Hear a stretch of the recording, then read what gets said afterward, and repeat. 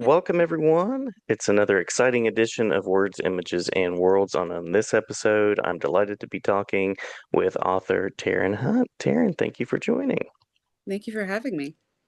A pleasure, a pleasure. I know that you've written The Immortality Thief, The Mhm. Unkillable Princess, just had the chance to review the latter of those titles on NetGalley, so glad to be talking with you about your work and inspirations. And how did you get to the written word? What was your path here? Well, I always like to tell stories to like my little sisters and our friends. But it's probably Tolkien's fault. I read Lord of the Mm-hmm. Rings, and around the time the movies came out, and watched the movies when I was around 10, and yeah, and then once you read Lord of the Rings, there's no going back. You're pretty much caught.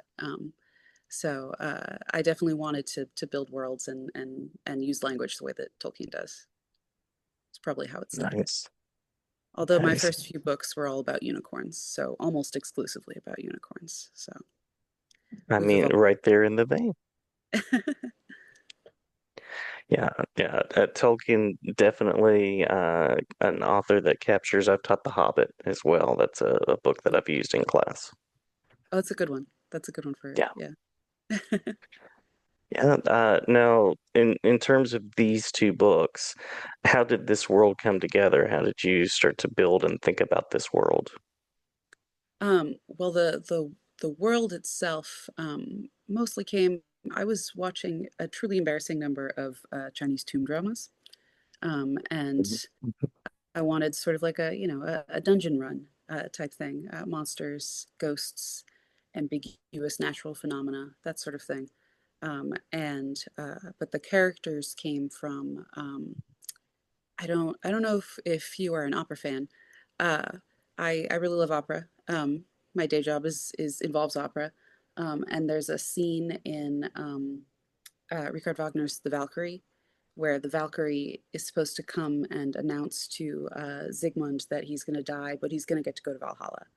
So it's a sad but happy annunciation, and he's sort of okay with this until she tells him that he cannot bring his wife with him. He will be separated from his wife forever. His Mhm. wife is also his sister, but let's move past that part. Right, right. Yeah, we simply cannot get stuck on that. But he refuses because it would mean leaving someone he loves behind. And the Valkyrie, who her whole purpose is to collect the slain from battlefields. It's like her whole reason for existing. Is so moved by this that she changes her mind. She defies the gods and her father and fate and tries to save Sigmund. And so that moment of like pure compassion that changes her was something that's very interesting to me and very emotionally affecting to me in a character. And so I wanted to write something that was about characters who are so struck by like a platonic compassion that they'll change their whole lives for it. So that's sort of how I got the main three involved um, in Immortality Thief. Love it. Um, you might be the first guest that's talked about opera. And I think I would enjoy it. I've just not been exposed enough. So, challenge accepted. Challenge accepted. Well, it's fantastic. I would not recommend Wagner as your first one. Oh, okay, all right. Now, in this second book, The Unkillable Princess, what did you want to explore from the first book? What did you want to expand on and kind of drive into? I think sequels are kind of interesting because as a reader, you want more of the same, but you don't want the same thing. So I figured that what was important from Immortality Thief was the character relationships and the sense of movement, like the constant action, rather than the specific setting. And it would very much strain credulity to have Sean locked up in another tomb. So I sort of wanted to shift genres while still keeping that focus on the character dynamics and the action. And so for Unkillable Princess, I was looking at more of a spy movie type thing. But what I really wanted to explore about the character dynamics in Unkillable Princess specifically was the idea that the concept of someone you have in your head and the reality of the person don't always match up. and in some ways cannot match up because you can't know everything about them. And so the whole book is Sean in to varying degrees of conflict, coming into conflict with his concepts, the people he cares about, versus who they actually are. Um, some people more it's a more fraught conflict than with others. Gotcha. Yeah, taking the character to new places, new questions.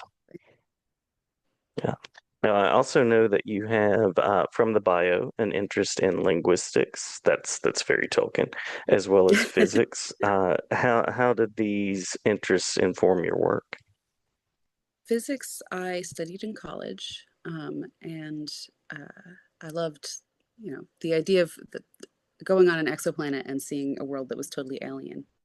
It's very fascinating to me. But it's very helpful for writing a book because physics teaches you to think of a situation in a contained but holistic way. You have to define what the boundaries of it are. You have to define what the forces at work are.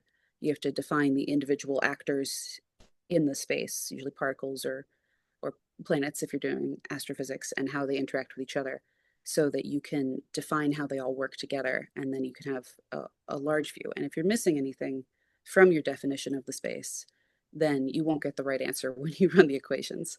You'll get something kind of weird. And that's very useful for thinking about plotting because to me, the purpose of the author is not to like puppet the characters around and Mhm. micromanage them. It's more to create a set of initial conditions where once you start the story flowing, everything will sort of naturally fall into the place that you want it to fall to. The characters will always naturally have a certain interaction. And if you set it up, they'll have it at the right time in the story that's dramatically effective. And so, especially a lot of my editing is moving things around so that these natural effects of the way people interact with each other happen at times that's exciting and interesting. Um, and it's a little bit weird that I think of the characters as particles, but Hey, that's hey, what it happens when you do works. physics. Yeah, it ruins you. That's right. Um, and then linguistics, I did try to learn Elvish, which didn't go super smoothly, but I did try. And I do love languages because they show so much about how people connect to each other and how they interact. And you can reveal things about character relationships in a very interesting way through the use of languages. I just rewatched Last of the Mohicans a couple days ago, and Mhm. there's a scene near the end that's like a trilingual negotiation scene.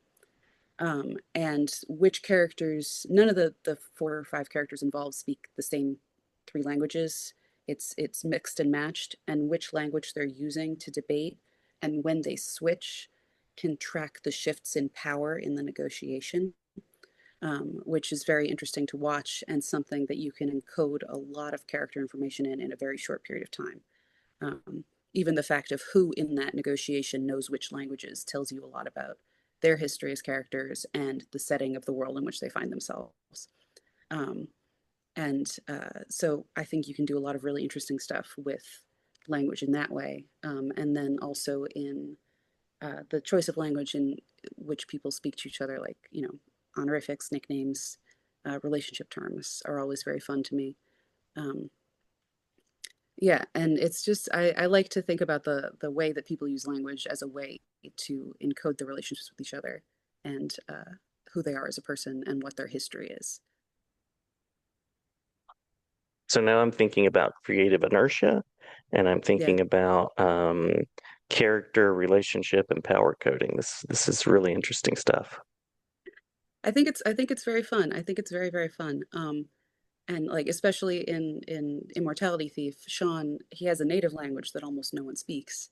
And then he has the language that he speaks throughout the book with all the other characters. That's sort of the lingua franca, and who he speaks his native language with uh, varies. There's only 2 characters who can also understand it, but his relationships with them are fraught in different ways. So when he speaks his native language with his sister, that's a callback to their childhood. It's a memory of better days. When he speaks it with Indigo, it's both representation of this profound connection that they have with each other, but also, hey, you learned my language. Spoilers, because you were involved in the death of my people. So there's this tension that you get there, which I think is very interesting to play with.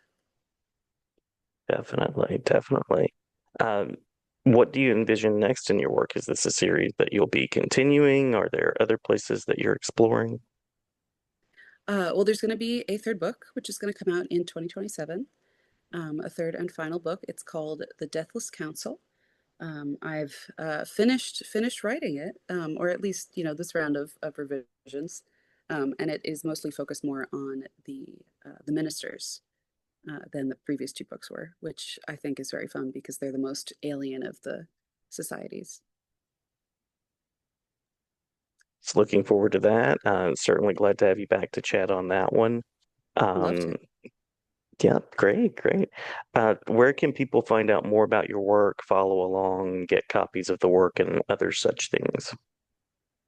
I am on many forms of social media, although I'm not very active this year because I'm planning a wedding, which is notoriously quick and easy. So lots of free time. But I have a Blue Sky account, I have a Tumblr account, I have an Instagram account. I apparently have a Threads account, which was a surprise this weekend. Um, I have a Twitter account, although I'm not on it anymore.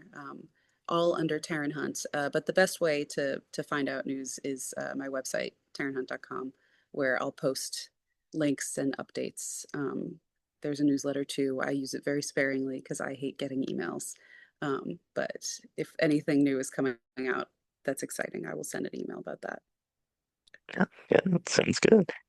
Well, many thanks, Taryn. Glad to have you back to talk about the next entry and beyond. And I'm glad I discovered your work and certainly glad to share about it. Thank you. It's lovely to talk to you.